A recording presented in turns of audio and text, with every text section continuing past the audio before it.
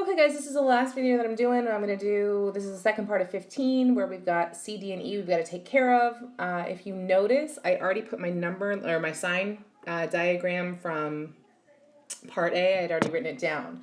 So here's the deal. For part C, we want the square root of something. We're taking the square root of something. And ultimately, remember, when you're taking the square root of something, because it's a square root, it either has to be 0 or positive.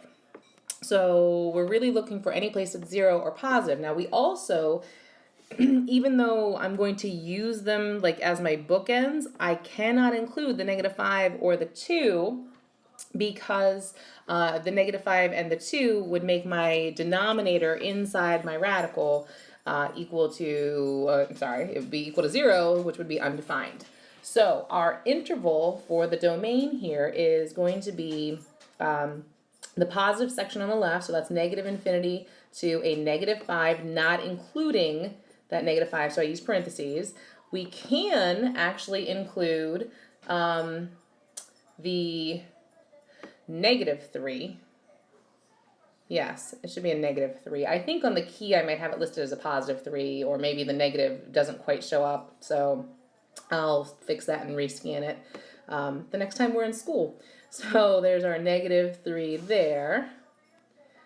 And then, our funny looking ears that are actually our brackets. And then we can include the positive side on the right, going from 2 to positive infinity. And again, not actually including that. Not actually including that. So we can't actually use a bracket. We're using a parenthesis, which I was trying to make, but obviously I'm not doing that well. All right. So then part D, we actually want the 5th root, right, of something. Well, the thing about that is this 5th root then allows us to use negatives as well, because we're taking the odd numbered root of something, and you can do the odd numbered root of a negative number.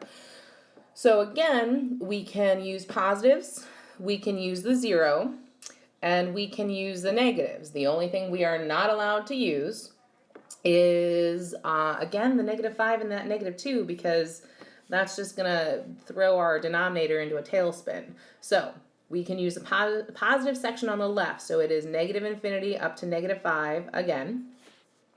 This time I'm actually going to include the entire middle section, not just like the number at -3, so not just that one point. So then I'm going to include that entire thing. So then that is, how am I writing that? Sorry, brain fart.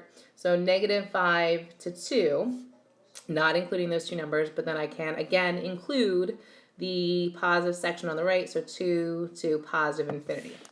Okay? And then last but not least, we've got the natural log of something. You cannot take the natural log of 0 or a negative number. So basically it is the answer to C minus that middle section, because we can't have a 0 there.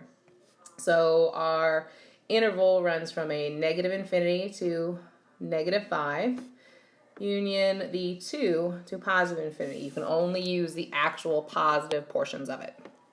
Okay, I think that should be it. And again, I think on the key for this one, let me highlight it. For this one right here, I think I put a +3 or my negative didn't quite show up when I scanned it, so it should be a -3 there.